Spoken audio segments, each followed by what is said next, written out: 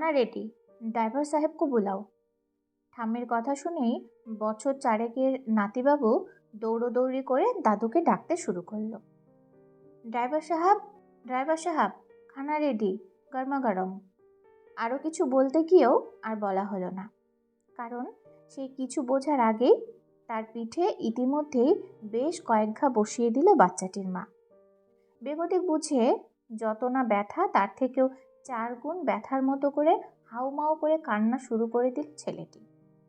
অতপর ঠাম্মি দাদু এসে রেস্কিউ, আর তারপর ঠাম্মি শুরু করলো অবাঙালি বৌমা আর তার পরিবারের শিক্ষা সংস্কৃতির পিন্ডি চটকাতে।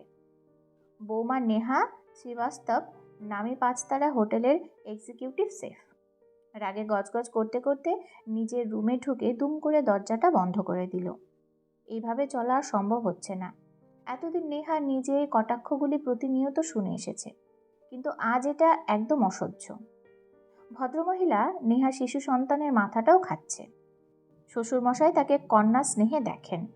বাড়িতে গাড়ি থাকতে বাড়ির বউ ক্যাবে অফিস যাবে সেটা অপছন্দ, তাই শ্বশুরমশাই নিজে ড্রাইভ করে রোজ তাকে ড্রপ করেন, আবার সন্ধেবেলা পিক করেন। আর সেটিতে শাশুড়িমার গাত্রদাহ। সরাসরি নাও বলতে পারেন না, আবার সহ্যও করতে পারেন না।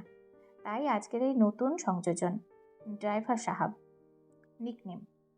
বাচ্চা সারাদিন দাদু ঠাকুমার কাছে থাকে, তাই ঠাকুমা যা শেখাচ্ছেন সেটাই শিখছে। নমুনাস্বরূপ দাদুকে ড্রাইভার সাহাব। রীতিমতো বিপজ্জনক এই মহিলা। আজ কিছু একটা করতে হবেই নেহাকে, কিন্তু কি আর করবে? তার স্বামীর মতো হিপোক্রেট পাবলিকের দ্বারা কিছুই হবে না। এখনো মায়ের কোলেই বসে আছে, জন্ম কর্ম দিল্লিতে। চিত্তরঞ্জন পার্কের বাসিন্দা হলে কি হবে, মনে মনে সে কুচুটে ব্যাপারটা থেকেই গেছে। এরা যে কোন সাহসে প্রেম করে বিয়ে করে কে জানে। মাকে খুশি করার জন্য যা যা মিথ্যে কথা বলা দরকার সব কিছু বলবে। সবচেয়ে ফানি যে রাজধানী শহরে 5 তারা হোটেলের এই এক্সিকিউটিভ শেফের থেকেও নাকি তার মায়ের রান্না বেশি টেস্টি। আর ব্যাস, ভদ্রমহিলা তো সেটাকে সত্যি মনে করে নেহাকে রান্নাঘরে ঢুকতে দিতেই আপত্তি করে। কিন্তু এরকম আর চলতে দেওয়া যায় না। সে নিজেও তো এ বাড়ির বউ, সে কেন রান্নাঘরে অধিকার ছাড়বে? আর সুযোগ পেলেই বলবে হিন্দুস্তানি। প্রথমে নেহার অন্তর্নিহিত কথাটি বুঝতো না, কিন্তু এখন জানে এই ছোট্ট নিরীহ কথাটির মাধ্যমে অবাঙালিদের কোন চোখে দেখা হয়। তার উপর টাকা কাটা জায়গা টাইপের হিন্দি, জাস্ট অসহ্য। নেহা শ্রীবাস্তব লখনৌয়ের সম্ভ্রান্ত কায়স্থ পরিবারের মেয়ে। বাঙালিদের প্রগতিশীল মানসিকতা সম্পর্কে যথেষ্ট শ্রদ্ধাশীল। বিশেষত জাতপাত আর কৌতুকের ঊর্ধ্বে যে বেশিরভাগ বাঙালি উঠতে পেরেছে সেটা তার কাছে ভীষণ গর্বের। যদিও বিয়ের পর সেই ধারণা একটু পরিবর্তিত হয়েছে। তার শ্বশুরবাড়িও কায়স্থ।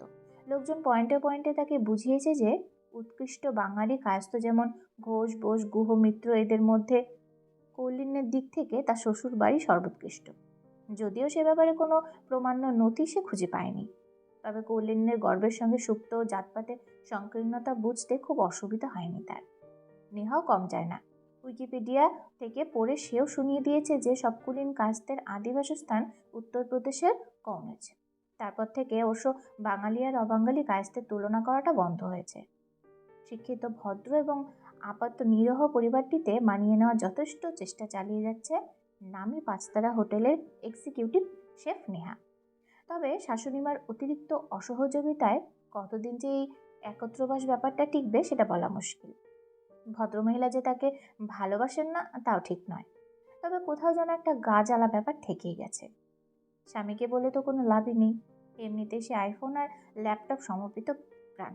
কাজ করে নাকি সারাক্ষণ ফেসবুক করে সেটা অবশ্য ঠিক বোঝা যায় না। আইটিআই এবং ইনসেটের প্রাক্তনী এখন বেশ নামী একটি বিগ 4 কোম্পানিতে দক্ষতার সহিত কর্মরত। কিন্তু তার মাতৃদেবীর কার্যকলাপ বলতে শুরু করলেই ক্ষুধাধর মস্তিষ্কের মানুষটি কী করে যে এত ভোলা ভালা, কিছুই বুঝতে না পারে একদম বোকাশোকা মানুষ হয়ে যায়, সেটা নেহা কিছুতেই বুঝতে পারে না। নেহা হয়তো বলছে শাশুড়ি মায়ের ফ্যামিলি পলিটিক্সের বৃত্তান্ত, আর তার স্বামী হয়তো জিজ্ঞেস করে বসলো ফরেস্ট এসেন্সিয়াল এর দাম নিভিয়ার থেকে বেশি না কম। উত্তর দিলে কেন বেশি বা কেন কম? ফরেস্ট এসেন্সিয়াল এর প্রোডাক্ট সত্যিই কি এত ভালো? ছেলেদের জন্য কোনটা বেশি ভালো? এরকম হাজারটা প্রশ্ন। মানে শেষ অব্দে আলোচনাটা অন্যদিকে চলে গেল। প্রথম প্রথম নেহা ঠিকমতো বুঝতে পারতো না ব্যাপারটা। এখন সে বুঝে গেছে ট্রিক্স। আফটার অল কোন মায়ের ছেলে সেটা দেখতে হবে তো। ঠিক আছে, নিজের ছেলেকে যেভাবে পেরেছো টিউশন করেছো, তাই বলে নেহার ছেলেকেও এইভাবে ম্যানিপুলেট করবে? মাঝে মাঝে ধৈর্যের সব বাঁধন ভেঙেই যায় নেহার। আবার পর মুহূর্তে বাচ্চাটার কথা ভেবে কিছুই আর করা হয়ে ওঠে না। আর যাই হোক, বাচ্চাটা তো একটা সঠিক শৈশব পাচ্ছে। বাবা মা দুজনেই ওয়ার্কিং, তাই সংসারে দাদু ঠাকুমার উপস্থিতিটা ভীষণ জরুরি। তা না হলে এসব অন্যায় মানসিক যন্ত্রণা সহ্য করা পাত্রী সে নয়।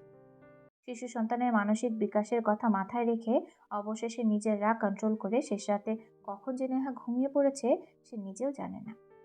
আজ খুব আর্লি মর্নিং ডিউটি ছিল নেহার। এত সকালে ডিউটি যেতে হলে অফিস তার গাড়ির ব্যবস্থা করে।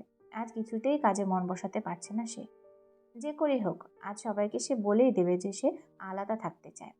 রাহুল মানে তার স্বামী সঙ্গে এলে ভালো, না এলে নিজের ছেলেকে নিয়ে সে তার গুরগাঁওয়ের ফ্ল্যাটে চলে যাবে।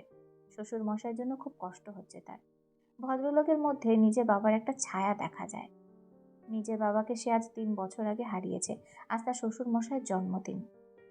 অন্যবার কালী মন্দিরে পুজো দিয়ে পায়েসটা সে নিজে হাতে রান্না করে, কিন্তু এবার ব্যাপারটা একটু বাড়াবাড়ি হয়ে যাবে ভেবে সাত সকাল অফিসে এসেছে। আজকের দিনে এরকম একটা খবর উনি কিভাবে নেবেন কে জানে। খুব ইচ্ছা ছিল আজকে ডিনারটা বাড়ির সকলে মিলে 6 বালিগঞ্জ প্রেস দিল্লিতে করার। মালভিয়ানগর মেট্রোর পাশেই ওই বাঙালি রেস্টুরেন্টটি হয়েছে। ওদের সবার নিশ্চয়ই খুব ভালো লাগবে। প্রথম প্রথম একটু অসুবিধা হলেও এদের এই বাঙালি সংস্কৃতি এখন তার বেশ ভালোই লাগে। চিত্তরঞ্জন পার্কে হওয়ার জন্য নিজেদের সংস্কৃতি বেশ কাছে থাকতে পারা যায়।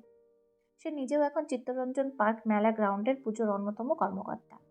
পুজোর 4টে দিন কি করে পেরিয়ে যায় নিজেই বুঝতে পারে না। রীতিমতো গৃহশিক্ষিকা রেখে এবার ধুনুচি নাচ শিখেছিল, এবার পুজোয় পারফর্ম করার জন্য, আর অনেক প্রশংসাও পেয়েছিল।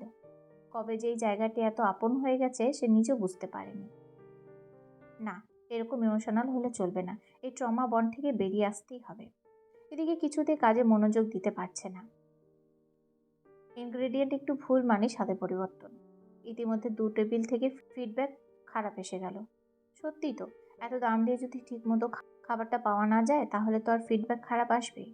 আর রিস্ক না নিয়ে আজ সে হাফ ডে ছুটি নিতে বেরিয়ে পড়ল। কর্মস্থল থেকে চিত্তরঞ্জন পার্ক সাধারণত 8 ঘন্টার রাস্তা, কিন্তু আজ যেন বড্ড বেশি টাইম নিচ্ছে ক্যাব ড্রাইভার। আই ব্লকে বাড়ির দরজায় যখন সে পৌঁছালো তখন প্রায় সকাল 10টা 30। আর জায়গাটি যেন ভীষণ নীরব, আশেপাশে কোনো লোকজনও দেখা যাচ্ছে না। ব্লকের মাঝের পার্কটিও কিরকম নীরব। এই পার্কে সে রোজ সন্ধ্যাবেলা ওয়াক করে। এসব ভাবতে ভাবতেই সে কলিং বেলটা বাজাতে গিয়ে শুনতে পেল তাদের বাড়ির রান্নার মহিলার গলা। এমনিতেই মহিলা বেশ জোরে জোরে কথা বলেন, তাই সে দরজার বাইরে থেকে স্পষ্ট শুনতে পাচ্ছে। ও মাসিমা, আমি ইলিশ মাছ মাটন মোচা ঘন্ট বানিয়ে দিয়ে গেলাম। পায়েসের জন্য সবই রাখা থাকলো। এখন দেখো তোমার বউ এসে রান্নাটা করে কিনা। জীবনে তো দেখলাম না রান্নাঘরের দিকে আসতে। অর্থনৈতিক জেনেও কান খাড়া করে সে শুনতে থাকলো নেহা। রান্নার মাসি আরও বলছেন, কিছু মনে করো না, তোমরা বড্ড মাথায় তুলে রেখেছ। আরও কিছু বলার আগে শাশুড়িমা একরকম গর্জে উঠলেন। মুখ সামলে কথা বলো রামর মা, ভুলে যেও না নেহা এই বাড়ির বউ। আমি ওকে রান্নাঘরে যেতে দেই না। বাড়ি অফিস সব জায়গাতেই কি সে রান্না করবে? প্রতি বছরের মতো আজও তার শ্বশুরমশাইয়ের জন্মদিনের পায়েস সে নিজেই বানাবে। নিশ্চয়ই আজ কোনো গুরুত্বপূর্ণ কাজ ছিল বলে সে অফিসে গেছে, কিন্তু আমি জানি সে দুপুরের আগেই ফিরে আসবে। অনেক কষ্টে চোখের জল মুছে কলিং বেল বাজালো নেহা। না, কাউকে বুঝতে দেওয়া চলবে না। সোজা নিজের ঘরে ঢুকে গেল। স্নান সেরে ফ্রেশ হয়ে দ্রুত বেরিয়ে এলো। শ্বশুরমশাইয়ের দেওয়া নিউ ইয়ারের শাড়ির সঙ্গে শাখা পলা সিঁদুর, জুডিশিয়াল অ্যাপ্লিকেশন, অফলাইট সেটের ম্যাক, খোলা চুলে সে এখন পুরো বঙ্গবৌমা। মা, আমি কালী মন্দির যাচ্ছি, বাবার নামে পুজোটা করিয়ে আসি, তুমি কি যাবে? এখন এখন সে বেশ ভালোই বাংলা বলে। না না, আমার ওরকম আদিক্ষেতা নেই। সারা জীবন এই লোকটা আমাকে জ্বালাতন করে গেল, আর আমি যাব তার জন্মদিনে পুজো করাতে? তুমি যাও, তোমার মধ্যে এই লোকটা তার মাকে খুঁজে পায়, তাই তুমি যাও। তারপর মা আর বুড়ো ছেলে মিলে আমার বাকি জীবনটা উদ্ধার করো। যত সব। নেহা তাকিয়ে দেখল শ্বশুর মশাই যথারীতি টাইমস অফ ইন্ডিয়াতে একটু বেশি মনোযোগ দিয়ে ফেলেছেন, এবং 3 ফুট দূরের কথাও তার কানে যাচ্ছে না। অন্যদিন হলে কি হতো কে জানে, তবে আজ নেহার মুখটা বেশ হাসি হাসি।